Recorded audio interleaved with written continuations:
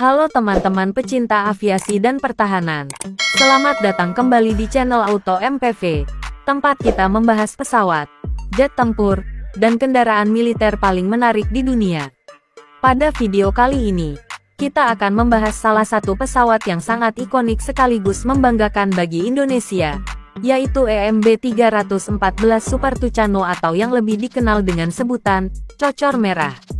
Pesawat ini bukan sekadar pesawat latih atau pesawat ringan. Ia adalah mesin perang yang dirancang untuk misi serangan darat, patroli perbatasan, hingga operasi kontra pemberontakan. Super Tucano telah terbukti tangguh, hemat biaya, namun sangat efektif di berbagai medan pertempuran. Dan menariknya, Indonesia memiliki varian khusus yang terus ditingkatkan, termasuk rencana modernisasi untuk tahun 2025.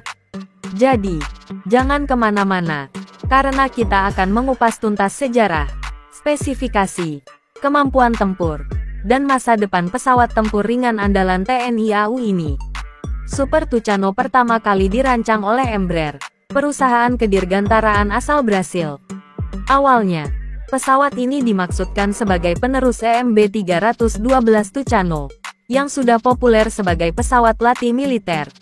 Namun, kebutuhan akan pesawat yang bisa melakukan misi tempur ringan sekaligus melatih pilot membuat Embraer menciptakan EMB 314 atau yang lebih dikenal sebagai A29 Super Tucano.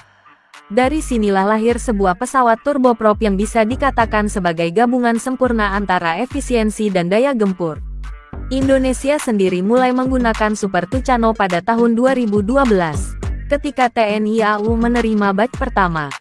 Pesawat ini ditempatkan di Skadron Udara 21, Malang, Jawa Timur, untuk menggantikan OV-10 Bronco yang sudah pensiun. Tidak butuh waktu lama hingga Super Tucano mendapat julukan Cocor Merah, karena hidung merah khasnya yang sangat menonjol dan menjadi identitas unik di langit Nusantara. Lalu, apa yang membuat Super Tucano begitu istimewa? Mari kita masuk ke detail spesifikasinya. Pesawat ini ditenagai oleh mesin Pratt & Whitney Kanada PT6A68C turboprop yang menghasilkan tenaga sekitar 1.600 shaft horsepower. Dengan tenaga ini, Super Tucano mampu mencapai kecepatan maksimal hingga 590 km per jam, dengan jarak jangkau lebih dari 1.500 km tanpa tambahan bahan bakar. Artinya, pesawat ini bisa beroperasi di wilayah perbatasan yang jauh tanpa harus sering-sering mengisi bahan bakar. Dari segi desain, Super Tucano memiliki sayap lurus dengan 6 hardpoint di bawah sayap dan fuselage. Ini berarti ia bisa membawa berbagai jenis persenjataan, mulai dari bom pintar, roket, rudal udara ke darat, hingga pot senjata tambahan. Ditambah lagi, Super Tucano sudah dilengkapi dengan avionik modern, termasuk sistem HOTAS, HUD, dan gelas kokpit yang memudahkan pilot dalam mengendalikan pesawat di medan tempur modern. Satu lagi keunggulan Super Tucano adalah kemampuan loitering atau berlama-lama di udara. Berbeda dengan jet tempur yang boros bahan bakar, Super Tucano bisa terbang lebih lama dengan konsumsi bahan bakar yang rendah. Hal ini membuatnya ideal untuk misi pengawasan perbatasan, patroli laut, maupun operasi kontra pemberontakan yang membutuhkan waktu lama di udara. Di Indonesia, Super Tucano banyak digunakan untuk misi keamanan dalam negeri, khususnya operasi kontra pemberontakan dan pengawasan wilayah terpencil.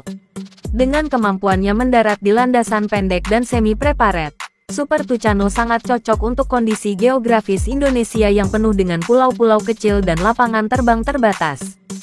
Sekarang, mari kita bicara tentang modernisasi 2025. Menurut rencana, varian terbaru EMB 314 untuk Indonesia akan mendapatkan upgrade signifikan pada sistem avionik, sistem navigasi, dan integrasi persenjataan canggih. Salah satu fokus utamanya adalah peningkatan kemampuan serangan presisi dengan integrasi bom pintar dan sistem targeting pod generasi baru. Selain itu, kemungkinan ada peningkatan pada sistem komunikasi data link, sehingga Super Tucano bisa lebih mudah diintegrasikan dalam operasi modern bersama pesawat tempur F-16 atau bahkan Rafale yang segera masuk ke TNI AU. Bayangkan sebuah misi gabungan, di mana Rafale bertugas sebagai Air Superiority Fighter, F-16 sebagai multi-role fighter, dan Super Tucano sebagai close air support yang murah, tangguh, dan bisa berlama-lama di udara. Ini akan menciptakan kombinasi kekuatan udara yang sangat efektif bagi Indonesia. Namun, Super Tucano juga bukan tanpa kelemahan. Karena hanya menggunakan mesin turboprop, kecepatannya jelas jauh di bawah jet tempur modern. Selain itu, dalam pertempuran udara melawan pesawat supersonik, Super Tucano tidak akan mampu bersaing.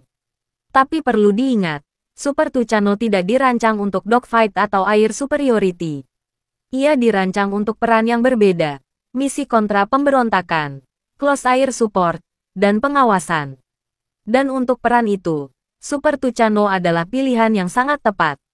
Super Tucano juga memiliki keunggulan lain yang jarang disebut, biaya operasional yang rendah. Dibandingkan dengan F-16, biaya terbang per jam Super Tucano jauh lebih murah.